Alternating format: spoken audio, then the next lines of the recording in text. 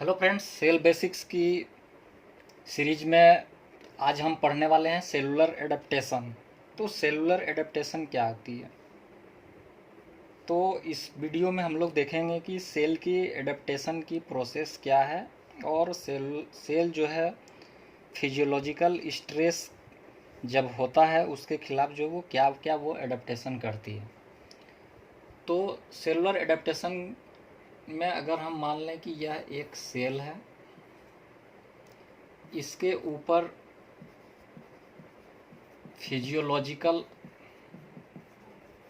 Stress आ रहा है, ठीक है। तो कोई भी बॉडी में सेल है उसके ऊपर फिजियोलॉजिकल स्ट्रेस होती है, जिसके बाद सेल क्या होगा, या तो इस स्ट्रेस को झेलने के लिए सबसे पहले अपने अंदर जो है वो एक प्रोसेस को ईजाद करती है, जिसको हम लोग कहते हैं एडप्टेशन। तो एडप्टेशन एक बेसिक प्रोसेस है जिसमें हम लोग कोई भी एक्सटर्नल जो एजेंट होते हैं, एक्सटर्नल हार्मफुल एजेंट जो भी होते हैं, उसके अगेंस्ट जो हमारी बेसिक इंटरनल मॉडिफिकेशन होती है उसे हम लोग एडप्टेशन कहते हैं। तो अगर इस सेल के ऊपर अगर कोई फिजियोलॉजिकल स्ट्रेस हो रही है और उसके कारण सेल अपने आप को जो भी अपने अंदर को स्ट्रक्चरल या फिर अपने अंदर के मेटाबॉलिकली को जो भी उसमें प्रोसेस करती है ताकि वो इस फिजियोलॉजिकल स्ट्रेस को वो झेल सके, उस प्रोसेस को हम लोग कहते हैं एडप्टेशन। तो सेलुलर एडप्टेशन की बात करें तो फिजियोलॉजिकल स्ट्रेस अगर विद इन लिमिट अगर है तो वो सेल जो है वो उसको एडप्ट करके उस स्ट्रेस के अगेंस्ट अपने आप को सर्वाइव करती है। अगर स्ट्रेस बहुत ज़्यादा हो जाए, अगर स्ट्रेस बहुत ज़्यादा हो जाए तो क्या होता है, इसके बाद एडप्टेशन नहीं होगा तो ये हो जाएगा सेल इंजुरी, ठीक है।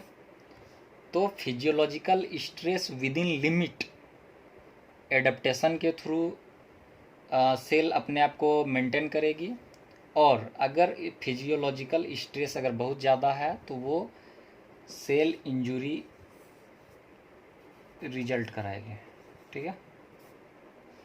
तो अब हम लोग देखेंगे कि एडेप्टेशन की बेसिक मैकेनिज्म क्या है। तो एडेप्टेशन की बेसिक मैकेनिज्म की बात करें तो मेनली इसमें जो है चार प्रोसेस होती है। एक हाइपरप्लासिया, हाइपरट्रोफी, एट्रोफी और मेटाप्लासिया। तो हाइपरप्लासिया, हाइपरट्रोफी, एट्रोफी और मेटाप्लासिया, ये चार बेसिक मैकेनिज्म है सेलुलर एडेप्टेशन की। हाइपरप्लासिया में क्या होता है, एक सेल है,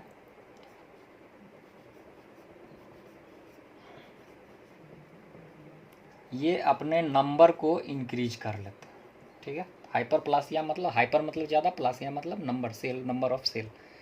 तो सेल के नंबर को इंक्रीज करने के प्रोसेस को क्या कहते हैं हम लोग, हाइपरप्लासिया, ठीक है। और हाइपरट्रोफी, हाइपरट्रोफी क्या है, अगर यह सेल है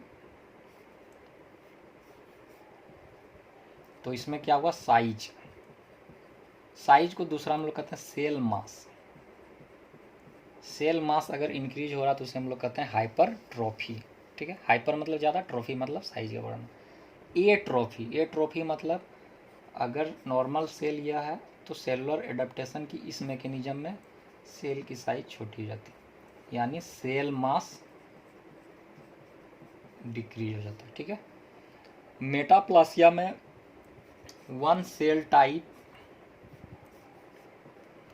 one cell type, one cell type other cell type में, अदर सेल टाइप में वो ट्रांसफ़र हो जाता है। तो सेलुलर एडेप्टेशन की बेसिक प्रोसेस की बात करें तो hyperplasia, hypertrophy, atrophy, metaplasia. Hyperplasia में नंबर ऑफ सेल इंक्रीज हो जाते हैं, हाइपरट्रोफी में सेल की साइज बढ़ जाती है, या हम लोग उसे सेलुलर मास के टर्म में जानते हैं कि सेलुलर मास का अगर इंक्रीज हो रहा है तो उसे हम लोग हाइपरट्रॉफी कहते हैं। एट्रॉफी मतलब हुआ कि जो सेल की नॉर्मल साइज है वो उससे साइज कम हो जाना, यानी सेलुलर मास की जो कंटेंट है या सेल साइज जो है वो कम हो जाती है, छोटी हो जाती है। मेटाप्लासिया मतलब वन सेल टाइप का ट्रांसफॉर्मेशन हो जाता है दूसरे सेल टाइप में। तो यह सेलुलर एडेप्टेशन की 4 बेसिक प्रोसेस है।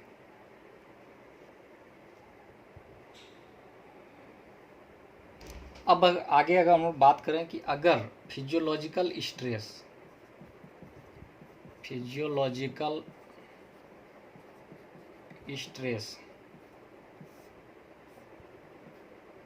एक्सेस,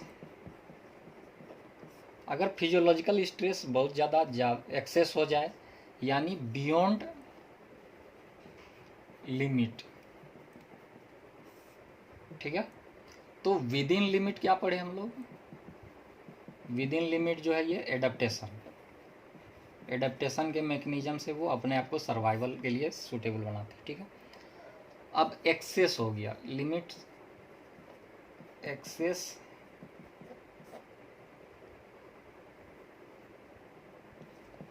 ओवर लिमिट, लिमिट से एक्सेस होने के बाद यह सेलुलर इंजुरी कराता है। तो सेलुलर इंजुरी क्या है, तो सेल की डैमेज होती है, ठीक है। तो सेलुलर इंजुरी का मोस्ट कॉमन काउज क्या है, तो हाइपोक्सिया। हाइपोक्सिया क्या है, तो डिक्रीज इन O2 कंटेंट। तो सेल को सरवाइव करने के लिए ऑक्सीजन चाहिए, ऑक्सीजन की कंटेंट अगर घट जाती है तो उसे हम लोग हाइपोक्सिया कहते हैं। और हाइपोक्सिया के कारण जो है वो सेलुलर इंजरी होता है। तो एक तरह से हम लोग कह सकते हैं कि हाइपोक्सिया जो है एक तरह का यह फिजियोलॉजिकल स्ट्रेस है, ठीक है। ये क्या है, फिजियोलॉजिकल स्ट्रेस। तो इंजरी की बात करें तो इंजरी जो है वो 2 तरह के होते हैं, एक होता है रिवर्सिबल और एक होता है इरिवर्सिबल। तो रिवर्सिबल क्या है और इरिवर्सिबल क्या है, तो सेलुलर इंजरी की वह मैकेनिज्म जिसमें सेल के ऊपर स्ट्रेस प्रेजेंट है तो ये इंजरी हुआ, ठीक। ये नॉर्मल सेल है, स्ट्रेस प्रेजेंट तो इंजरी। स्ट्रेस अगर रिमूव हो गया, स्ट्रेस अगर हट गया तो वो फिर से नॉर्मल सेल हो जाता है, ठीक है। तो रिवर्सिबल की मैकेनिज्म क्या है कि अगर स्ट्रेस अगर ज़्यादा है तो वो सेलुलर इंजरी करा रहा है, और अगर स्ट्रेस रिमूव करते हैं या स्ट्रेस अगर हट जाती है तो वो सेल जो है फिर से अपना नॉर्मल जो फिजियोलॉजिकल फंक्शन है उसको वो फॉलो करने लगता है। इरिवर्सिबल में क्या होता है कि अगर यह नॉर्मल सेल है, इसके ऊपर में अगर स्ट्रेस दे रहे हैं और ये इंजरी हुआ और यह फिर से नॉर्मल सेल नहीं बन पाया स्ट्रेस रिमूव होने के बाद, यानी कि वो इरिवर्सिबल है, यानी वो फिर से वो नॉर्मल फिजियोलॉजिकल फंक्शन को में वो नहीं आ पाता, ठीक है। तो सेलुलर एडेप्टेशन पढ़ चुके हम लोग। एडेप्टेशन के बाद अगर फिजियोलॉजिकल स्ट्रेस बहुत ज़्यादा है तो सेल की इंजरी हो जाती है, यानी सेल डैमेज होने लगते हैं। और सेलुलर डैमेज की 2 बेसिक मैकेनिज्म है, एक रिवर्सिबल इंजरी, एक इरिवर्सिबल इंजरी। रिवर्सिबल इंजरी में स्ट्रेस अगर हम लोग देते हैं तो इंजरी होता है, स्ट्रेस रिमूव करते हैं तो सेल वापस वो नॉर्मल स्टेट में आ जाती है। इरिवर्सिबल इंजरी में क्या होता है कि अगर हम लोग स्ट्रेस दे रहे हैं तो वो सेलुलर इंजरी होती है, लेकिन स्ट्रेस रिमूव करने के बाद भी वो अपना नॉर्मल फिजियोलॉजिकल फंक्शन को वो फिर से एक्वायर नहीं कर पाती है, जिसके कारण हम लोग कहते हैं कि वो इरिवर्सिबल है। तो रिवर्सिबल इंजरी और इरिवर्सिबल इंजरी। और जैसा हम लोग पढ़े कि मोस्ट कॉमन काउज क्या है सेलुलर इंजरी की, तो वो हाइपोक्सिया यानी ऑक्सीजन कंटेंट का कम हो जाना। इसके बाद आता है cell death. Cell death injury के बहुत ज़्यादा दिन तक अगर इंजरी है या बहुत ज़्यादा फिजियोलॉजिकल स्ट्रेस है तो उसके कारण सेलुलर इंजरी होगा, और सेलुलर इंजरी के बाद जो है वो सेलुलर इंजरी के बाद सेल डेथ। सेल डेथ की मैकेनिज्म की बात करें तो इसमें दो मैकेनिज्म होती है बेसिक, एक एपोप्टोसिस और एक नेक्रोसिस। तो एपोप्टोसिस क्या है? तो एपोप्टोसिस है प्रोग्राम्ड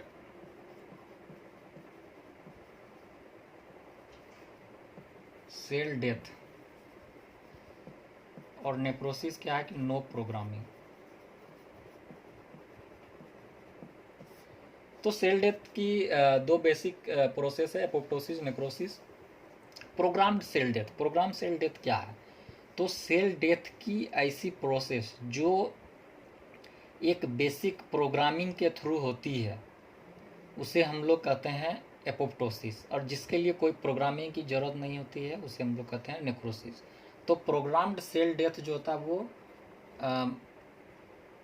बॉडी के लिए यूजफुल होता है,